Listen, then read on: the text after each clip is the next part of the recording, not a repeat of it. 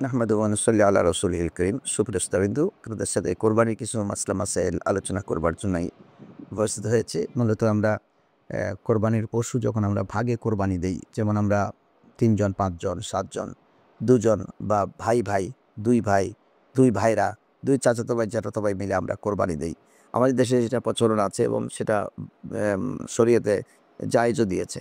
সেক্ষেত্রে গোশতগুলো যখন আমরা ভাগ করি, সেই গোশতগুলো কি আমরা বাটখারা দিয়ে বা কোনো ওজন যন্ত্র দিয়ে, মিজান দিয়ে কি আমরা ভাগ করব? নাকি আন্দাজ করে যে এই টাল বসাবো, যে এই টাল তুমি নাও, ওই টাল তুমি নাও। এভাবে কিন্তু আমরা ভাগা করেও কিন্তু বন্টন করব। কোনটা উত্তম? দেখেন, বন্টন প্রক্রিয়ার ২ টো জিনিস আছে। একটি হলো বাটখারা আর মিজান, অথবা আরেকটা হলো যে আন্দাজ করে আমি ভাগ বসালাম। তখন ভাগ বসিয়ে যে যেটা উত্তম মনে করে সেটা তুলে নেবেন, সেভাবে হয়। তবে সেভাবে হলেও কিন্তু উত্তম হচ্ছে কিন্তু বাটখারা দিয়ে মাপা, পাল্লা দিয়ে মাপা উত্তম। শরীয়ত বলেছেন, তোমরা একেবারে পাল্লা দিয়ে মেপে গোশতগুলো বন্টন করবা, কারো কাছে যেন সন্দেহ না থাকে। কিন্তু অনেকে প্রশ্ন করতে পারেন, হুজুর আমরা তো ২ ভাই, ভাইয়ে হচ্ছে না। ভাই আপনারা ঠিক আছেন, আপনারা এক রক্ত। কিন্তু ভাইয়ের ঘরে ২ টো বিবি আছে। ২ বিবিও কিন্তু এক রক্ত না। এই ২ বিবি এক রক্ত না। তাদের মধ্যে একটু সন্দেহ, একটু ভুল বোঝাবুঝি হয়ে যেতে পারে। যেমন সামনের রানের গোশত এবং পিছনের রানের গোশত নিয়ে ২ জার মধ্যে ভুল বোঝাবুঝি হয়েছে আমি দেখেছি। কয় ওরা পিছনের রানের গোশত নিয়ে গেছে, আমাদের দিছে সামনের রানের গোশত। এই যে একটি খটকা, এই খটকাটা কিন্তু আপনার কোরবানি প্রশ্নবিদ্ধ করবে। এজন্য আপনাকে কি করতে হবে? আপনি টাল করেও নিতে পারেন। যিনি বন্টন করবেন, ইনার পরিবারের মেম্বারদেরকে আগে রাজি করতে হবে যে আমরা কিভাবে বন্টন করব। যে আপনি এই স্তূপ দিয়ে ভাগা বসিয়ে আপনি বন্টন করে দেন, আমাদের কোনো আপত্তি নাই। তখন উনি ভাগা বসিয়ে হয়তো ওনার ছোট ভাইয়ের সন্তানকে বলল বা ছোট ভাইকে বলল যে, "তুমি কোনটা আগে নিবা তুমি দেখো।" ও যেটা উঠালো, তারপর আপনারটা আপনি উঠালেন। সেটা হচ্ছে আমাদের সনাতনী পদ্ধতি। তবে বর্তমান সময়ে এই সনাতনী পদ্ধতি রাখা ঠিক না। কারণ এর মাঝেও আমাদের ভুল বোঝাবুঝি থেকে যেতে পারে। একেবারে আপনি একটা বাটখারা, একটা মিজান, একটা দাঁড়িপাল্লা অথবা একটা ওই যে মাপযন্ত্র আপনি নিয়ে আসবেন। নিয়ে এসে আপনি রানের মাংসগুলো আলাদা করে ভাগ করে ওইটাতে উঠাবেন। ২ ভাগে ভাগ করে দিয়ে দেবেন।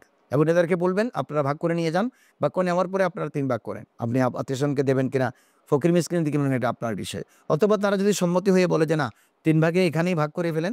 ১ ভাগকে আমরা ২ ভাগ করে নেব। আরেক ভাগ আত্মীয়স্বজনকে দিয়ে দেন, ১ ভাগ ফকির মিসকিনকে দিয়ে দেন। সেটাও হতে পারে। তবে ২ পরিবারের মধ্যে ভুল বোঝাবুঝি না হবার জন্য একেবারে বাটখারা বা স্কেল যন্ত্র দিয়ে মেপে বস্তাগুলো দেওয়া, এটা একেবারে শরীয়তের ফায়সালা। কারণ এভাবে দেওয়ার পরে আর ২ পক্ষের মধ্যে কোনো ভুল বোঝাবুঝি থাকবে না। কোনো বাচ্চা, কোনো মহিলা বা কোনো মুরব্বিয়ানে কেরাম, এদের মধ্যে আর কোনো ভুল বোঝাবুঝি থাকবে না। কারণ সমমনা মানুষরাও হতে পারে। ভাই-বোন না হলেও কিন্তু পাড়া-প্রতিবেশী। এ বলবে যে আমাদেরকে হাঁটিটা দিয়েছে, তার বাড়িতে বন্টন করেছে, সে গোশতটা নিয়ে গেছে। কোরবানি কারোই হবে না এই সন্দেহগুলোর কারণে।